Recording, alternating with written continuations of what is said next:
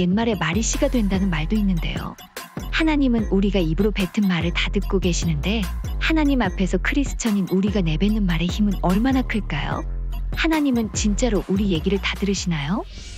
하나님께서는 우리가 하는 모든 말들을 다 들으시죠. 그렇다고 해서 하나님께서 우리가 성숙하지 못했을 때 아무 생각 없이 토해놓은 모든 말을 근거로 해서 우리 인생을 빚어내시는 분은 아니시죠. 하나님의 자비와 긍휼은 훨씬 더 큽니다. 그래서 하나님은 우리가 행한 대로 갚지 않는 분이시죠. 우리가 토해놓은 말들대로 우리 인생이 빚어진다 그러면 오늘 이 녹화 현장에 있는 우리 중에 가루가 안 될 인생이 아무도 없을 거예요. 왜냐하면 우리의 언어들이 생각보다 부정적이고 독하고 삐뚤어져 있는 경우들이 굉장히 많잖아요. 시니컬하거나 막 이런 경우들이 많잖아요. 그러니까 우리가 이런 말을 하면 하나님 그걸 들으셨다가 우리가 한 말 그대로 우리 인생에 이렇게 적용한다. 이런 식의 어떤 내용으로 흡수하기보다는 예수 믿는 신자, 그러니까 하나님을 아버지로 모신 그리스도인은 우리의 아버지가 하나님이시라는 것을 늘 기억하고 우리의 대화를 다 듣고 계시는 하나님이 계시다는 것을 기억하고 우리의 언어와 우리의 말의 표현에 있어서 해서는 안 되는 말들은 하면 안 되는 거죠. 성경에서 받은 줄로 믿고 기도하며 선포하라고 하는데 하나님은 진짜로 선포한 대로 이루시는 하나님이신가요?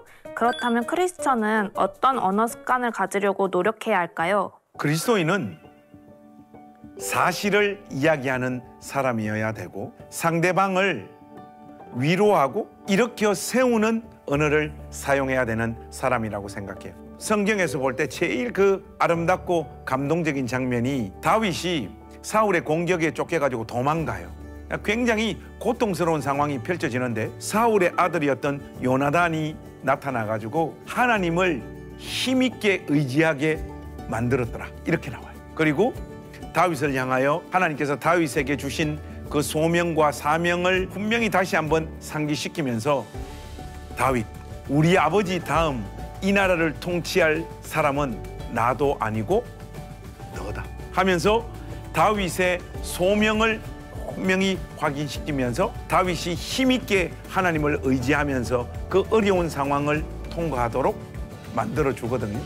그리스도인의 언어 습관이 그렇게 돼야 된다고 생각을 해요. 근데 우리의 죄성은 어떤 사람이 우리 눈앞에 사라지면 다른 사람과 함께 그 사람의 아름다운 모습들을 칭찬하기보다는 흠을 잡아가지고 이런저런 비난의 언어들, 깎아내리는 언어들을 주로 많이 사용하죠. 그게 더 자극적이고 우리의 관계를 더 돈독하게 만들고 보통 보면 그러잖아요. 공동의 적이 나타나면 친구가 된다고. 이런 식의 어떤 메커니즘들이 우리의 대화 가운데 우리의 말 속에 굉장히 많이 이루어지는 것 같아요. 그래서 가급적이면 천국 가는 그날까지 상대방을 깎아내리고 비난하는 언어들은 자제하고 누군가를 이렇게 세우고 격려하고 그의 소명과 사명의 길을 잘 갈 수 있도록 북돋누는 언어들을 사용하는 것이 그리스도인의 말 습관이 되어야 되지 않겠는가 그렇게 생각합니다. 우리는 자기 생각과 감정을 쏟아내는 시대, 자기 주장을 잘하는 것도 능력으로 평가받는 시대에 살고 있습니다. 그렇다면 이런 시대를 살아가는 성도라면 자신의 입술을 통하여 나가는 말에 대한 책임감을 어디까지 가져가야 할까요? 자기가 말한 걸 지켜야죠. 그럼 보통 보면 그 자기 주장을 잘하는 사람들을 인정하는 시대라고 하는데 이미지를 좋게 만드는 하나의 수단으로서의 어떤 주장들을 잘하는 사람들이 인정받는 것 같아요. 근데 또 한편으로는 그러잖아요. 굉장히 설득력 있는 이야기, 감동적인 이야기는 잘했는데 자기가 토해놓은 말대로 살지 않는 사람에 대한 분노도 굉장히 큰 시대가 우리가 살아가고 있는 이 시대잖아요. 그러니까 그리스도인은 자기를 포장하거나 자기의 주장을 아주 강력하게 하는 능력들은 그렇게 탁월하지 못하다고 할지라도 담백하게 토해놓은 말이라고 할지라도 사람들 앞에서 토해놓은 자신의 고백들은 무슨 일이 있어도 반드시 지키는 존재가 되는 것. 이것이 그리스도인의 살아가는 삶의 모습이 돼야 된다고 저는 생각합니다. 쉽게 말해서 믿을 만한 사람, 예측 가능한 사람이 되는 것. 이것보다 우리의 언어 습관에 있어서 중요한 것은 없다고 생각합니다. 그렇다면 이불킥하고 싶도록 후회했던 말들을 주워 담고 싶을 때는 어떻게 하면 좋을까요? 그때는 이불킥 해야죠. 자기가 욕먹고 후회할 짓을 했으니 그 시간을 통과할 수 있는 방법은 후회하고 이불킥 하는 방법밖에 없습니다. 그러니까 사람이 겸손해지는 유일한 방법은 뭔가 하면 자기가 가장 강력한 언어로 욕하고 비난했던 어떤 존재보다 자기가 더 못난 짓을 할 때만 인간이 겸손해지는 거예요. 그런 이불킥을 통하여 이전과는 훨씬 다른 존재로, 이전보다는 훨씬 더 겸손한 존재로 빚어진다면 그 이불킥도 의미가 있는 이불킥이다. 이렇게 말씀드리고 싶네요. 회개만이 답일까요? 회개하면 제 마음은 편해지지만 제 입술로 상처를 준 상대방의 마음은 풀어지지 않는데요. 저로 인해 상처받은 상대방을 위해서는 어떻게 하면 좋을까요? 그러니까 앞에서 말한 회개는 진짜 회개가 아닙니다. 물론 하나님 앞에서만 우리의 잘못과 우리의 죄를 고백해야 될 내용이 있지만 이런 질문을 한다는 것은 하나님 앞에 가서 나의 죄를 회개하고 또 하나님으로부터 용서받았다라고 하는 분명한 확신이 있는 사람은 내가 상처를 줬거나 피해를 준 당사자를 찾아가서 그 사람에게 구체적으로 자기의 잘못과 피해를 보상하려고 마음먹는 것. 이게 성경에서 말하는 진짜 회개입니다. 그러니까 진짜 회개가 이루어지면 거기에서는 관계 회복이 이루어지고 이런 질문들이 성립되어지지 않을 수 있는 것이죠. 혹시 목사님도 부정적인 저주의 언어, 폭력적인 언어로 인해 후회해 보신 적 있으신가요? 제가 그거 전문가입니다. 저는 이제 성장 과정 속에서 엮이는 과정 속에서 이렇게 자라다 보니까 굉장히 언어 폭력에 많이 시달렸던 사람이에요. 그 언어 폭력에 시달렸던 사람은 반드시 말이 나를 향하여 언어 폭력을 감행했던 사람들과 비슷하게 닮아 가더라고요. 저는 예수 믿고 살아가면서 바로 이 언어의 문제를 극복하는 것이 정말로 힘들었어요.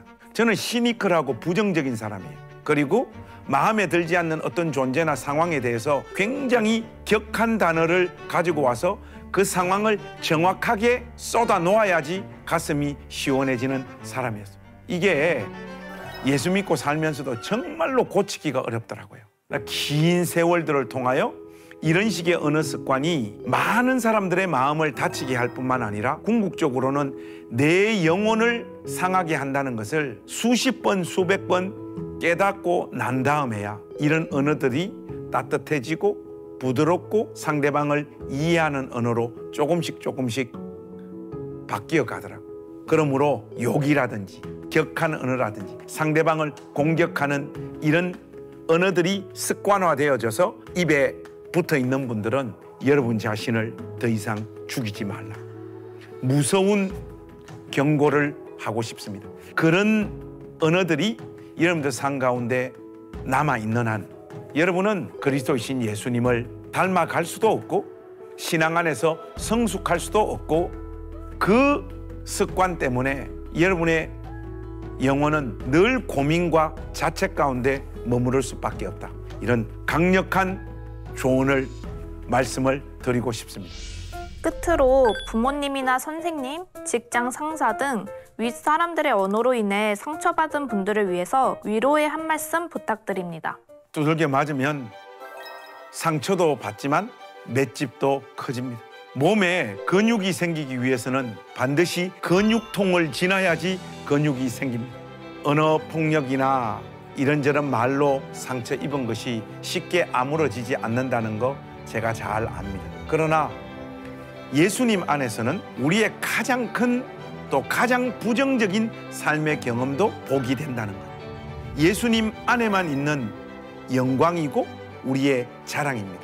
그 아픔들로 인하여 너무 자책하거나 아파하지 마세요. 왜냐하면 형제님과 자매님의 잘못이 아니잖아요. 상대방으로 인하여 여러분들 안에 생겨난 상처인데 우리 주님께서 반드시 그 상처를 위로해 주시고 그 상처 위에 은혜를 부어 주셔서 여러분의 그 아픈 경험으로 인하여 누군가를 더 품고 사랑하고 따뜻한 말을 건네는 존재로 하나님께서 여러분을 빚어주시리라 믿고 확신합니다. 진짜 끝으로 지금도 자신도 모르게 부정의 언어, 저주의 언어를 습관처럼 사용하는 분들을 위해 권면의 말씀 부탁드립니다. 그러다가 망합니다. 말보다 한 존재를 더 강력하고 뚜렷하게 빚어내는 수단이 없습니다. 그래서 시편 기자가 보면 이런 말을 하잖아요. 하나님이여 내 입에 파수꾼을 세우소서. 이 말이라고 하는 것은 있잖아요. 내가 조심하겠다라고 인식을 하고 다짐을 해도 어느 순간 나도 모르게 어떤 말들이 나갑니다. 어떤 저주, 어떤 격한 표현이 나가서 상대방을 다치게 하고 결국 그 말은 상대방을 찌르고 난 다음에 반드시 자기를 찔러요. 하나님 앞에 기도하십시오. 하나님, 내 입술에 파수꾼을 세워 주셔서 일평생 누군가를 위로하고 힘주고 누군가를 이렇게 세우는 말들 하며 사는 인생 되게 해 주옵소서. 여러분의 평생의 기도의 제목이 될 수 있기를 바랍니다.